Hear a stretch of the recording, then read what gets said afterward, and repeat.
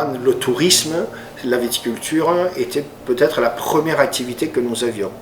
Le port de Marseille-en-Ville a été créé non pas pour l'activité de pêche au départ, mais plus pour les échanges, pour permettre aux barriques de pouvoir être roulées sur les quais et aller vers les magasins qui se trouvaient sur le port et qui produisaient chacun individuellement du vin ou des apéritifs.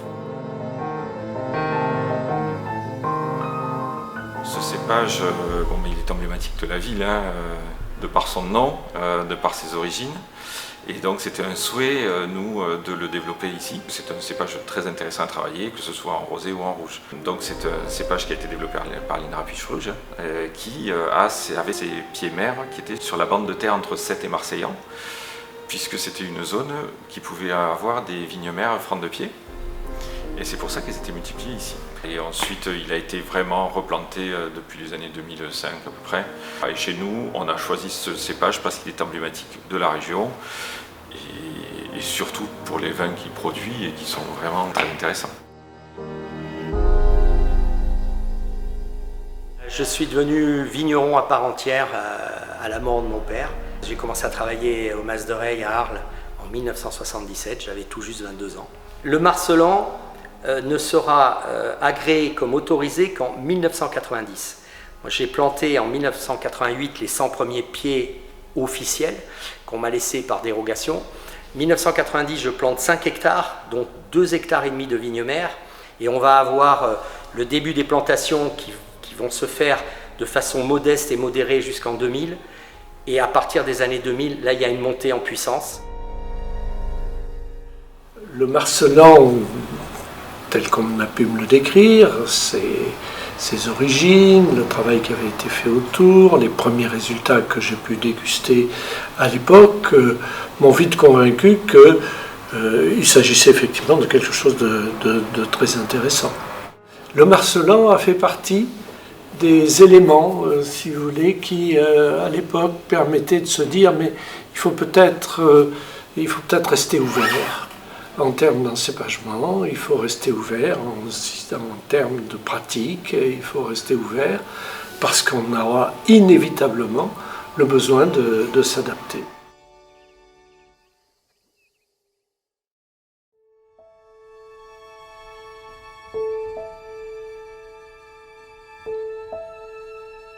Donc le Marcellan ici sur le domaine de Vassal, sur ces sables du domaine de Vassal, en fait c'est ici qu'il est né.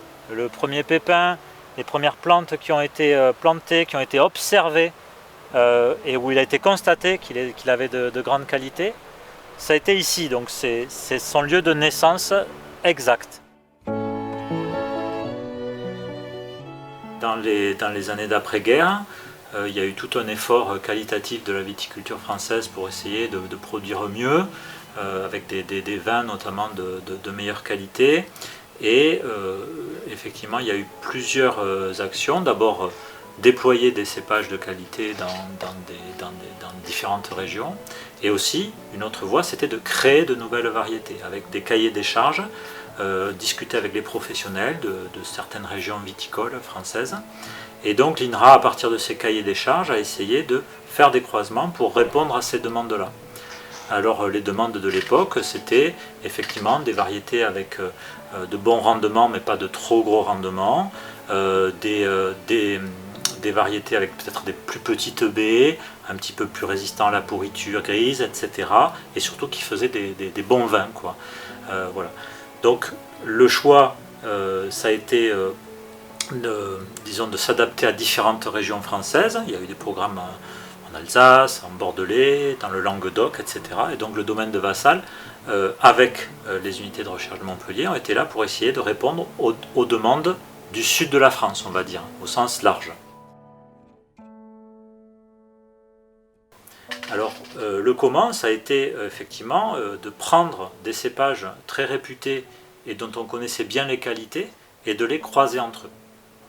Par exemple, pour le Marcellan, on est parti de Cabernet Sauvignon, un grand cépage du Bordelais, du Grenache, un grand cépage du midi de la France et du sud de l'Europe en général, et de les croiser pour essayer de voir si on ne pouvait pas bénéficier des qualités des deux parents dans la descendance.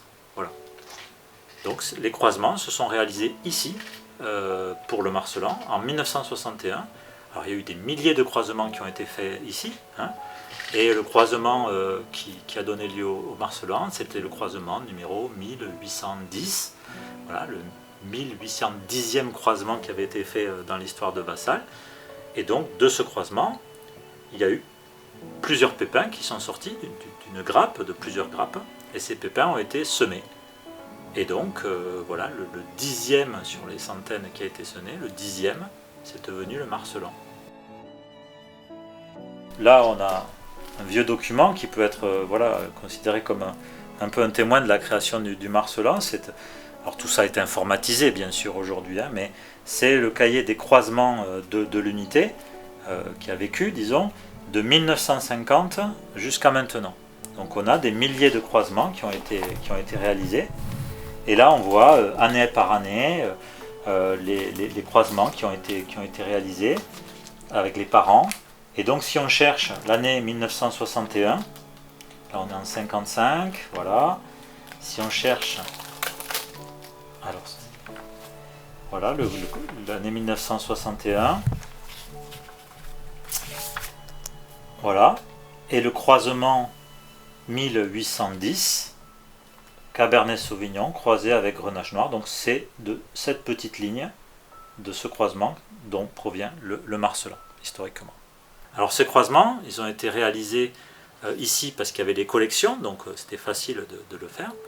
Et ils ont été réalisés par une équipe technique, donc sous la direction de Paul Truel, qui était l'ingénieur responsable de la collection et qui a passé quasiment toute sa carrière à s'occuper des collections et à faire des croisements.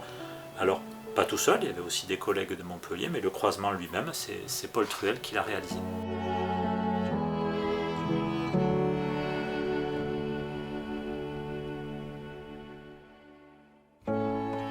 Donc effectivement, une fois qu'il a été croisé, ce Marcellan, c'est-à-dire qu'il y a eu l'étape de croisement, de semis du pépin, ça pousse, ça donne une première plante, mais après il faut la sélectionner, cette plante. Pourquoi le Marcellan était meilleur que ses petits frères ou que d'autres croisements?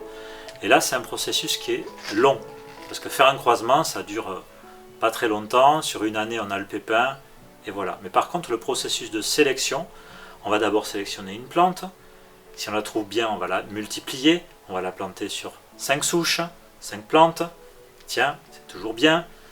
On va la multiplier sur 10 plantes, puis après on va la mettre dans plusieurs régions, dans plusieurs conditions donc viticoles, et c'est à chacune de ces étapes de sélection où finalement le Marcellan il est sorti mieux que les autres. Et donc c'est un peu un processus pyramidal pour aller de beaucoup d'individus, puis on en choisit moins, puis encore moins, et à la fin il reste l'heureux élu qui est finalement a beaucoup plus de qualité que les autres. Ça c'est de vieilles photos, les premières photos du Marcellan qui ont été faites dans les années 70, donc ça c'est les toutes premières. Pour le décrire, puisque c'est important de le décrire pour, quand il va être diffusé, qu'on puisse le reconnaître et donc pouvoir le suivre et l'identifier au cas où il y ait des mélanges ou un problème. Et on prélève aussi ce qu'on appelle des feuilles d'herbier, qui représente finalement le témoin, la première fois où effectivement il a été décrit et on conserve ça, j'allais dire, pour toujours. C'est un petit peu le témoin à sa naissance. Voilà, donc ça c'est les premières feuilles qui ont été prélevées sur ce cépage avant qu'il soit diffusé partout en France et maintenant dans le monde.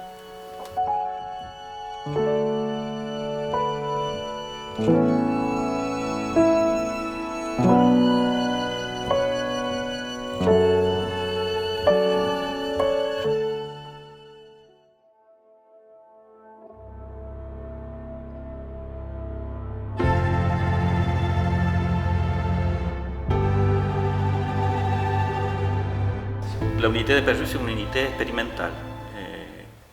Le sujet, c'est la vigne et le vin. Donc, c'est une unité expérimentale. On est dans la recherche, à l'interface entre la recherche fondamentale et l'application. Donc, on se nourrit de la recherche fondamentale, avec la création variétale, par exemple, de nouvelles variétés. Et après, on les étudie, on les sélectionne, on les caractérise et après on passe l'information à la filière. Donc notre atout ici à Père-Rouge, c'est que c'est une unité intégrée, vigne, vin, dégustation, donc on peut partir d'une plante et arriver jusqu'à le vin et la dégustation finale de ces vins. Nous, on a travaillé beaucoup sur les marsellanes, notamment en caractérisant un peu les caractéristiques agronomiques, comment elles se développent dans notre zone, et aussi la transformation des marsellanes pour faire le vin et après les différentes alternatives pour transformer les marsellanes, pour faire le produit final, le vin, pour voir les possibilités qu'il y a la variété. Donc on a fait tout ce qui est caractérisation, études de différents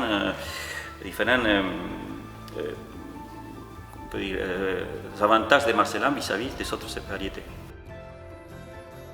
D'abord, c'est un cépage assez facile à gérer parce que c'est un cépage qui, au niveau des palissages, des systèmes de conduite, c'est facile à palisser parce que c'est un port dressé.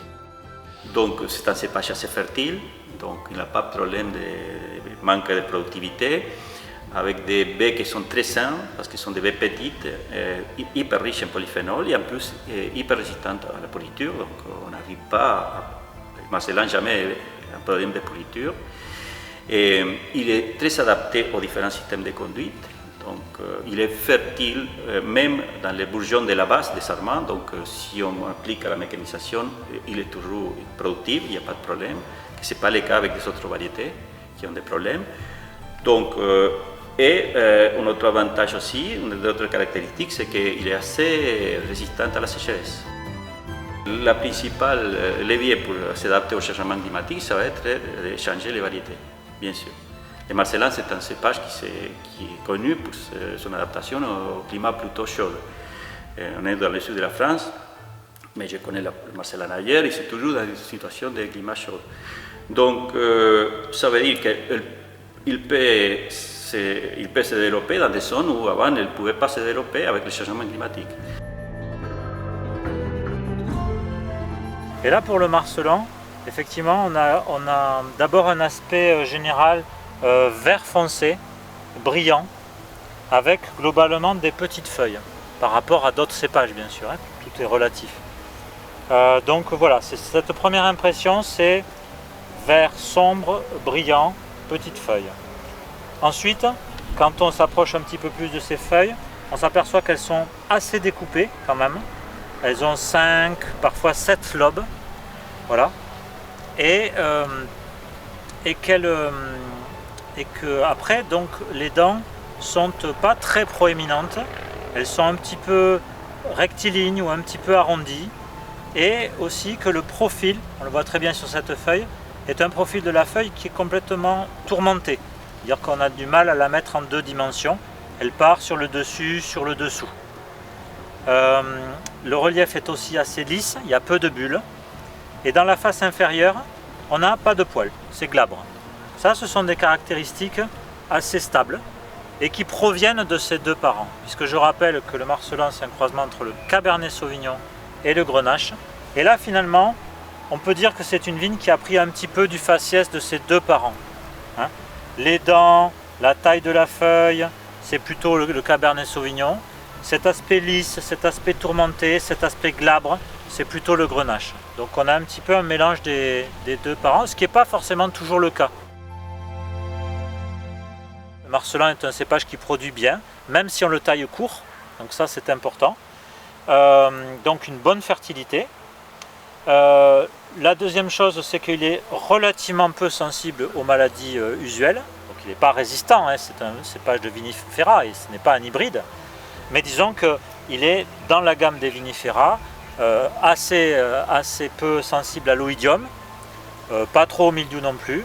Et au niveau des grappes, il résiste bien au botrytis aussi, donc à la pourriture grise. Globalement, c'est un cépage qui se comporte bien dans des climats méditerranéens, chauds, secs, mais il faut faire attention à des sols qui sont trop superficiels. Voilà. Il a besoin de sols un petit peu profonds ou moyennement profonds, qui peut être en difficulté si on est en zone trop sèche avec des sols trop superficiels. Mais sinon, oui, ça reste un cépage quand même de profil méditerranéen.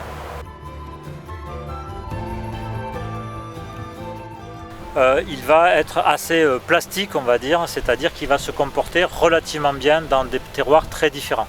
Il est assez multi-usage, on va dire, assez ubiquiste.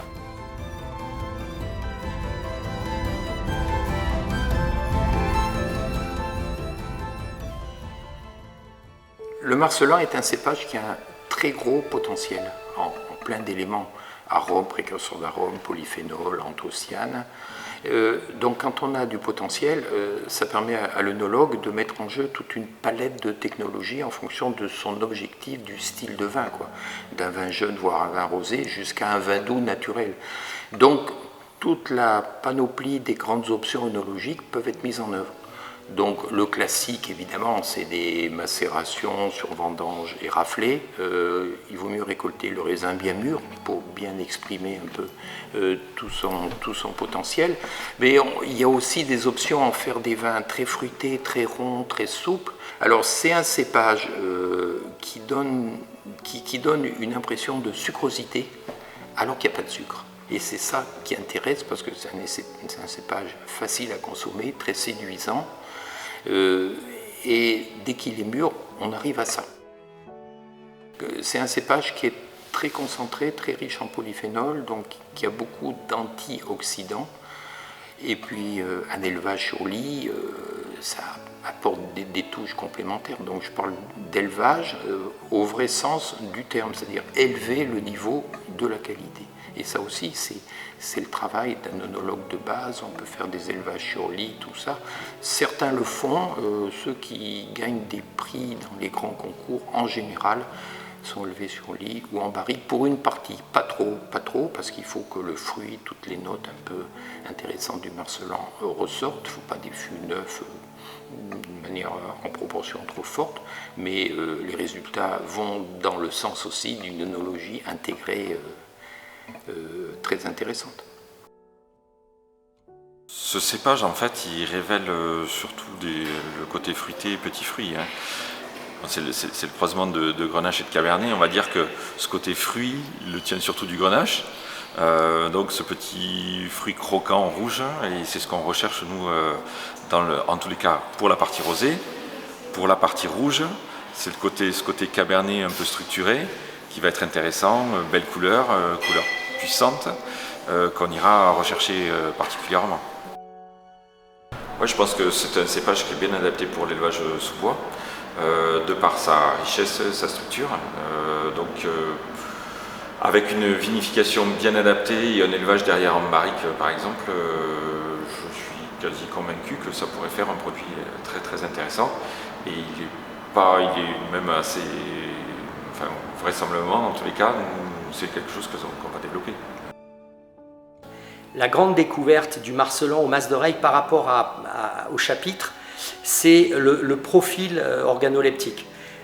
On est arrivé selon nous, à définir une particularité du marcelan, c'est de développer une fraîcheur très particulière qui est celle de l'aspect mentholé. Le côté mentholé plutôt eucalyptus est une particularité du marcelan qu'on n'a jamais trouvé dans un autre cépage.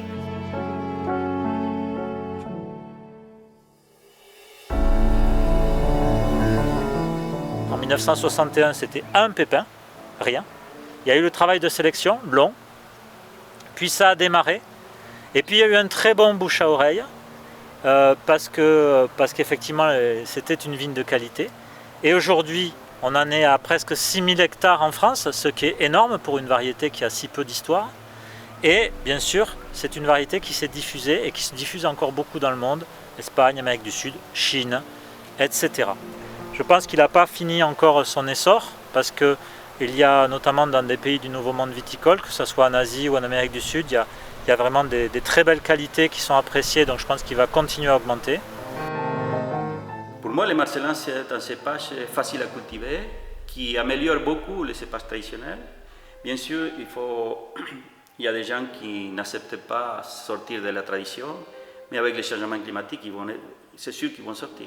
Il n'y a pas possibilité de cultiver les mêmes variétés dans les mêmes conditions qu'avant. Même l'appellation la plus traditionnelles conservatrices, ces produits vont être modifiés. Ces vins ne seront pas les mêmes. Son avenir va dépendre aussi de l'investissement du vigneron. Il faut des précurseurs. Au début, il n'y aurait pas eu des précurseurs comme Patrick Mazzolini, rien ne se serait passé, quoi. Donc il faut tout cet élan dans différents pays. Je suis dans le remerciement et la gratitude que la Chine